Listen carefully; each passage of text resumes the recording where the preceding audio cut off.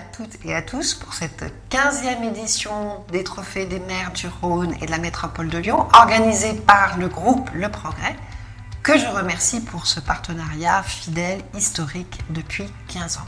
L'Association des maires du Rhône et de la métropole de Lyon a fêté son centenaire en décembre 2023 et elle est effectivement toujours présente auprès de tous nos élus du Rhône et de la métropole de Lyon pour des missions historiques que nous connaissons et que nous pratiquons au quotidien et qui sont très appréciées de nos élus. Ce soir, nous aurons la chance de remettre le trophée de l'environnement. Je vous souhaite à tous et à toutes une très belle soirée. Bienvenue, rejoignez-nous. Merci donc d'être avec nous ce soir. Quelle est aujourd'hui l'implication des communes dans la protection de l'environnement ? Alors, la définition de l'environnement a beaucoup évolué ces dernières années et les élus ont su saisir toutes les nuances et les réalités qui se sont affirmées depuis ces dernières années. Alors, la protection de l'environnement, ça commence par la gestion de nos communes, et on a vu déjà quelques exemples qui viennent d'être récompensés. C'est important pour les maires, c'est important pour leurs habitants, ça peut être un fil conducteur pour plusieurs années de mandat, mais je dirais que c'est difficile. C'est difficile parce qu'il faut être dans l'équilibre entre les actions, les attentes de nos habitants, et puis savoir respecter aussi l'histoire de nos territoires. Donc je dirais qu'il faut avoir une défense de l'environnement qui soit bienveillante et sincère dans ses intentions. Et vous sentez justement une pression de plus en plus importante de la part des habitants, des communes ? Alors, je ne sais pas si j'utiliserais le mot pression, je dirais des interrogations, des attentes, et le rôle des élus, c'est justement de faire la part des choses et de conserver le dialogue au sein de chaque territoire entre les différents acteurs.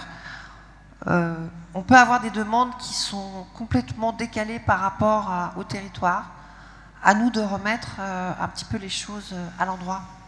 Alors justement, vous disposez d'une subvention de l'État, qui s'appelle le Fonds vert. Est-ce que vous avez déjà quelques tendances, quelques informations sur ce qui va tomber dans votre budget pour l'année prochaine ?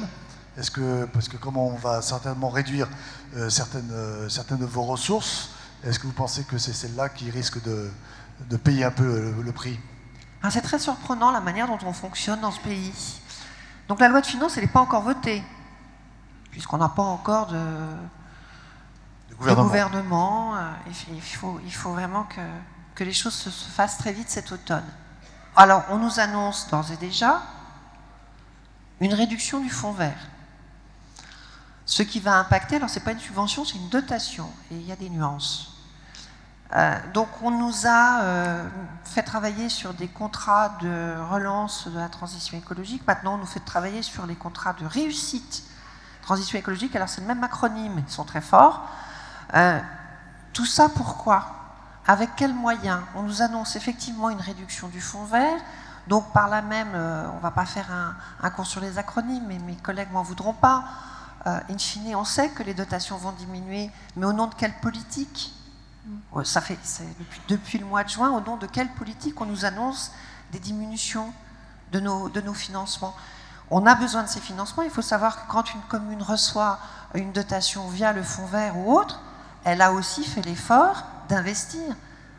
Donc, oui, on attend avec impatience les mesures qui vont être annoncées, mais surtout l'orientation et la visibilité de ces dotations dans le futur. On ne sait pas travailler, nous, à 1 an. On a besoin de travailler à 2-3 ans. On a besoin d'avoir une visibilité de nos financements sur plusieurs années.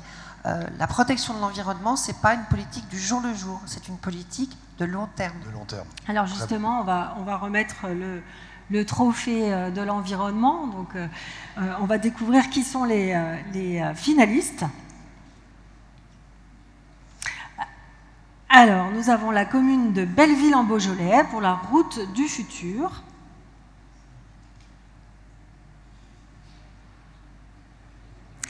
La commune de Saint-Priest pour l'engagement écologique et local.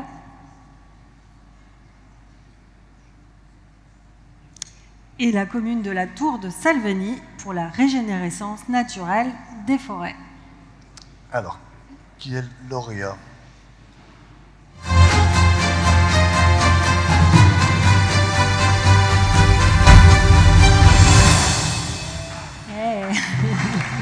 Belleville-en-Beaujolais. Donc le trophée est attribué à la commune de Belleville-en-Beaujolais pour la route du futur. Et donc on appelle son maire Frédéric Pronchéry sur scène.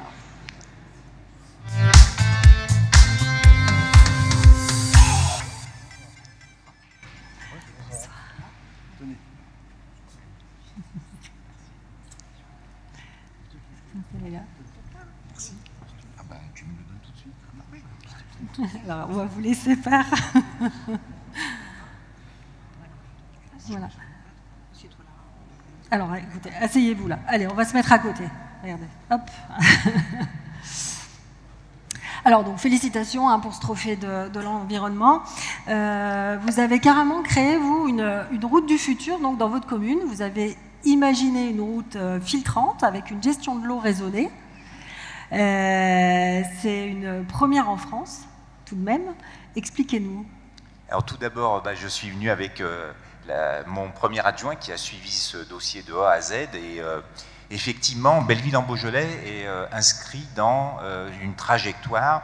Belleville-en-Beaujolais, première ville bioclimatique et positive en 2035. Et donc il y a beaucoup de villes qui sont engagées dans le volet énergétique, mais sur le volet bioclimatique, et énergétique, il y en a très très peu. Et donc, on a souhaité aborder une des routes du futur, parce qu'une route, ça peut être très technologique, ça peut être les mobilités actives. Nous, il y a les mobilités actives, mais on a surtout axé ça sur le thème du bioclimatisme, et notamment avec de la végétalisation massive et la gestion de l'eau en gardant la goutte d'eau là où elle tombe. Et donc, le projet consiste à déconnecter l'ensemble des bâtiments d'une rue, collecter les eaux pluviales des bâtiments, collecter les eaux qui tombent sur la voirie, les emmener d'abord dans les espaces végétalisés, ensuite les espaces végétalisés par surverse vont dans la chaussée qui est conçue comme un puits perdu à l'ancienne, c'est plein de bon sens, donc cette chaussée sur l'ensemble de son linéaire sert à stocker l'eau, et ensuite seulement s'il y a saturation, eh bien ça retourne aux eaux pluviales. Et donc en fait tout est dirigé vers les végétaux. Alors justement, on voit bien les avantages là pour l'écosystème, mais alors pour les riverains, vous avez du recul désormais? En fait, on essaie toujours de travailler de façon très partenariale. Didier, je crois, vous avez dû faire avec les entreprises 12 AVP. Alors c'est très rare sur des voiries de faire 12 AVP.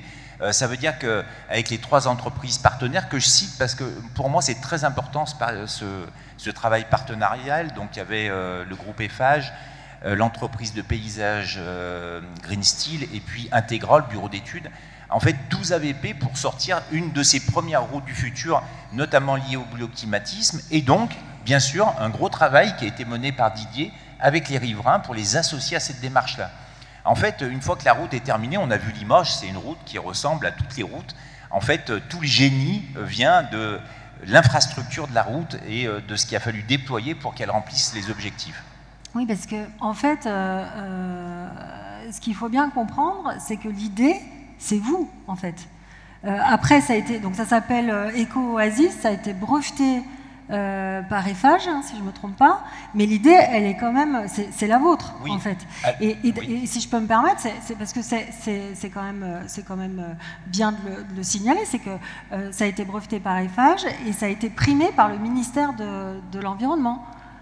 Et ça part de votre idée dans votre commune, et le coût était d'environ 600 000 €, donc j'imagine que vous avez eu droit à des subventions. Alors effectivement, ça vient un petit peu en contradiction de ce que disait Claire, mais effectivement sur les projets très innovants, l'État là nous a suivis, donc on a été aidé par la DSIL pour être précis, par le Fonds Vert, et puis également par l'Agence de l'eau, parce que ça intéressait beaucoup l'Agence de l'eau d'avoir cette démarche de garder la goutte d'eau là où elle tombe. Après des décennies où la France a peut-être été un des États qui avait un réseau d'eau pluviale des plus structurés, et bien là, l'idée maintenant, c'est de garder la goutte d'eau là où elle tombe. On va devoir, en tout cas à Belleville-en-Beaujolais, on a inscrit une végétalisation massive de l'ensemble de notre cité. Et à part cette année, on est en arrêté canicule depuis plusieurs années. Ça veut dire que quand on doit arroser les végétaux, on ne peut plus les arroser. Alors à Belleville, on arrive encore à les arroser parce qu'on a un brevet innovant sur la récupération, enfin la transformation des eaux industrielles, mais il faut qu'on garde la goutte d'eau là où elle tombe, parce qu'à part cette année qui est vraiment exceptionnelle, eh bien on a des sols qui sont complètement desséchés, et donc il faut arrêter d'exporter cette eau dans des rivières qui sont parfois plusieurs kilomètres après. Non, mais ça peut paraître évident, mais vous avez eu l'idée de génie, comme vous le disiez tout à l'heure. Et d'ailleurs, vous n'allez pas en rester là, hein, parce que je crois que vous avez une échéance pour 2025 avec un autre objectif, et 2035. Bah là, c'est Didier qui conduit, alors là, sur une autre voirie, une voirie qui fait presque 1 km de long, qui va être conçue. En fait, l'ensemble des voiries de Belleville en Beaujolais sont maintenant conçues sur ce système-là. Alors, la difficulté, c'est que chaque rue est un projet particulier, parce que si vous avez des corbes au pied des immeubles, vous concevez la route différemment, parce que vous vous doutez bien qu'une voirie qui fait stockage d'eau, s'il y a des corbes, ça demande un petit peu de travail technologique. Donc là, Didier va conduire un projet sur près d'1 km en partenariat avec la ville de Tapona. On a une autre rue centrale dans Belleville qui va être faite, qui va commencer ses travaux à la fin de l'année.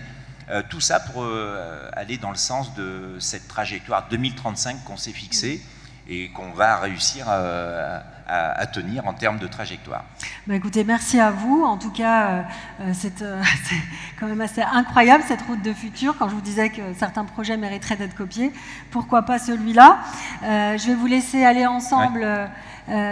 Au photocall. J'ajoute qu'il va être dupliqué, puisque aujourd'hui on avait une grosse délégation d'une quinzaine d'élus et de techniciens de la ville d'Amiens.